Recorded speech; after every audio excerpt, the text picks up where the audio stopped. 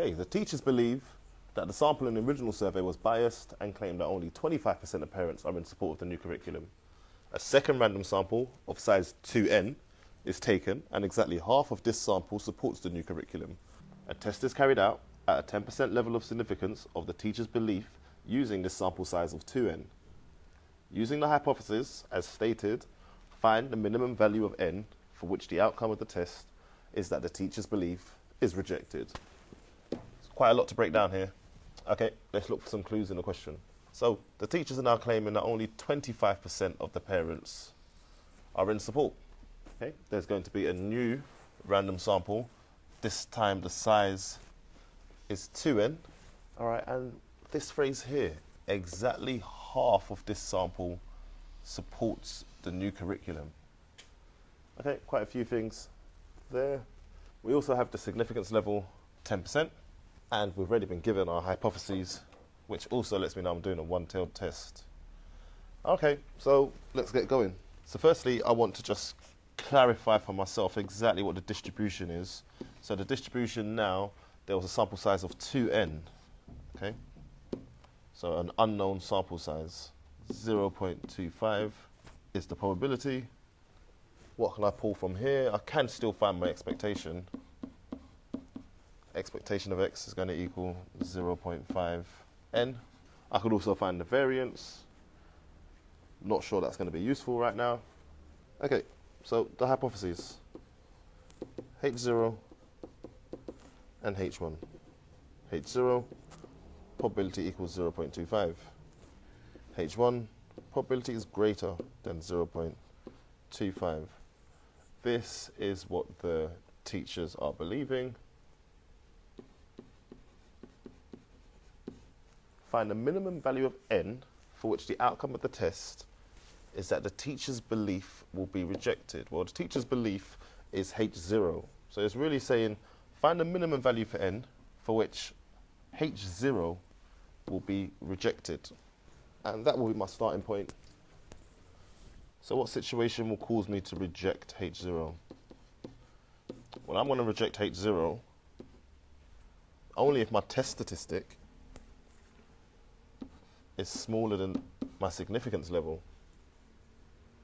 Okay, so we were told the significance level alpha equals 0.1. So only if my test statistic is smaller than that 0.1. Firstly, what is my test statistic? I know it's going to be n because we were told earlier in the question that exactly half of the people were in support. So this is what was observed, half of 2n. Is it going to be greater than or equal to n or less than or equal to n? Let's look for the expectation again. Expectation is half n, and I need to make sure to stay away from that. So I must be going for greater than or equal to n. Okay, I would like to use my tables for this, but the tables don't tell me greater than probabilities. They will only tell me less than probabilities. So I know the probability that x is less than or equal to n minus 1. Be extremely careful here. It will not be just less than or equal to n, but less than or equal to n minus 1. Well, that probability must be greater than 0.9. So I've changed from greater than or equal to n to less than or equal to n minus 1, and the probabilities have changed from 0.1 to 0.9, and the inequality sign changed from less than to greater than. So I'm now going to basically do some trial and improvement on the values that I see in the table. A few things to bear in mind. Since n is 2n, it should be an even number, and I'm going to find the probability that it's less than or equal to 1 smaller than the halfway point. If I show an example, it should make sense. Okay, so when 2n equals 8, what will my test statistic be? Well, the probability that x is less than or equal to n minus 1. That is the probability that x is less than or equal to 3. Looking up in the tables, that will give me 0.8862. This is not enough for me to reject H0. What about when 2n equals 10? The probability that x is less than or equal to n minus 1 is going to equal the probability that x is less than or equal to 4.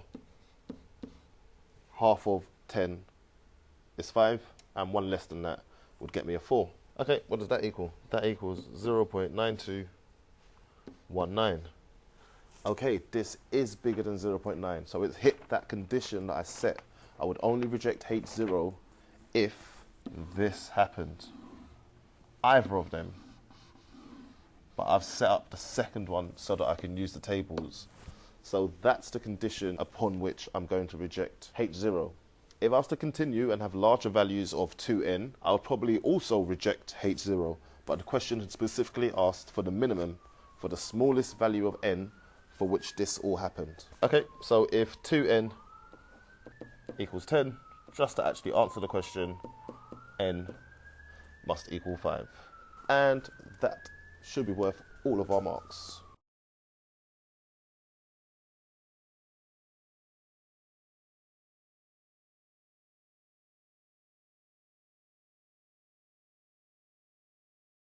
Okay, and the last question on the paper, question 7. A multiple choice examination paper has n questions where n is larger than 30. Each question has 5 answers, of which only 1 is correct. A pass on the paper is obtained by answering 30 or more questions correctly. The probability of obtaining a pass by randomly guessing the answer to each question should not exceed 0.0228. Use a normal approximation to work out the greatest number of questions that could be used. Okay, it's a big 8 marker. There's a lot to take in. Let's look for some clues in the question. Okay, so I don't know how many questions. We're just told to refer to it as n, and n is going to be a large number, larger than 30 at least. Each question has 5 answers with only 1 correct answer. Okay, because of that, I should be able to find the probability of guessing the question correctly. You will pass if you answer 30 or more questions correctly. The probability of obtaining a pass, so that's the probability of answering 30 or more questions correctly by guessing randomly, should not exceed 0.0228. Okay, we can't guess and pass with a probability bigger than that. Okay, and we've been told to use a normal approximation. Good. I know exactly what I'm going to do. The greatest number of questions that could be used. All right, let's try and put some of these bits down. So we are actually using a binomial distribution because there is going to be a set number of questions and there's going to be a fixed probability. Only I don't know what that set number is. We're going to try and figure that out. Probability of 1/5. Let's go again with the expectation. Expectation is that 1/5. And since I'm about to do a normal approximation, I should definitely get down the variance. It's a variance of 4/25. Then standard deviation is the root of that. I know the root of 4/25. It's 2/5. So 2/5 root n is what I'll put down for now. Okay, so we were told a pass on the paper is obtained by answering 30 or more questions correctly. Probability of answering 30 or more questions correctly, we want that to be smaller than or equal to 0.0228. Now this should be a nice starting point for me to go ahead and put in place that normal approximation. Okay, so firstly let's state the normal distribution that we'll be using. We're going to use y.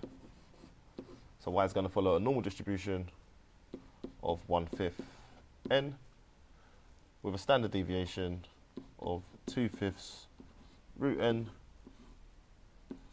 and we'll square that to make sure we're displaying the variance. Okay, so to standardize, being careful to keep a continuity correction. So I want it to be greater than or equal to 30. Do I want to include 30? Yes, I do. So my continuity correction has to go from 29.5 upwards, and that will make sure that we keep 30 within the region we're working with. Okay, so let's standardize. So the probability that z is greater than or equal to 29.5 minus the mean, so that's minus 1/5 of n, all divided by the standard deviation, 2 over 5 root n. Okay, I've gone ahead and standardized. Let's not forget that that is meant to be less than or equal to 0.0228. Okay, now that we've standardized, I'm looking at that probability, and that 4-digit number is looking quite familiar. That is going to be a probability that's attached to a z-score. So let's have a think about which z-score it will be. I'm going to get myself a little diagram. Okay, so the probability that z is bigger than this particular z-score is quite a small probability.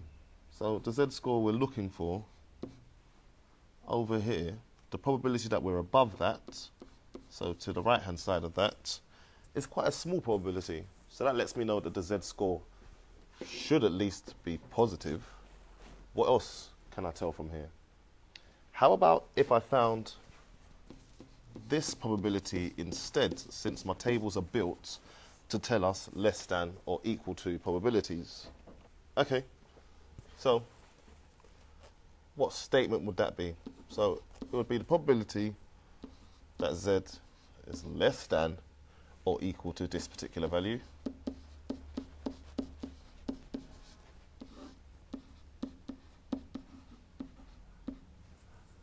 Okay, is greater than or equal to a 1 minus, should get me that red probability, 0.9772. Okay, that's looking even more familiar. So actually, I know the z-score for 0.9772, and that z-score is 2. So this standardization should roughly lead me to the number 2. So 29.5 minus a fifth of n over 2/5 root n should approximately get me 2. So from here, I'm actually going to try and rearrange. I can see I should actually get quite a nice equation from here to work with.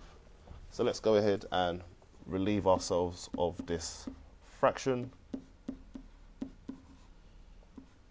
I'm just going to go for the equal sign now. Okay, so that should be 4/5 root n. I can see an underlining quadratic here. I'm just going to do some rearranging. So 1/5 of n plus 4/5 of root n minus 29.5 equals 0. Now, there is a quadratic here. One of the powers of n is double the other power of n. I have n to the 1 and n to the half. So there is a hidden quadratic. Let's go ahead and let y equal root n. And now my quadratic should become 1/5 of y squared plus 4/5 of y minus 29.5 equal to 0. This is what I want to solve. I'm just going to quickly put it into the quadratic formula. I could rearrange and make it look a little bit nicer, but to be honest, I'm happy to put these values into the calculator. 1/5, 4/5, negative 29.5. Okay, all of that into the quadratic formula in your calculator should give us an answer of y equals, in decimal form, 10.3085. So I know that that's the root of n, but I wasn't here to find the root of n. I wanted to find out what n equals. So squaring that gives me the answer 106.2659 to 4 decimal places. Okay, very nice question. Tough when you first look at it, but actually it breaks down into some very manageable skills that we should be able to deal with. Very manageable skills that demonstrate we have a good understanding of the normal approximation, a good understanding of the binomial distribution, quadratics, and S2 in general. That will be worth all the marks.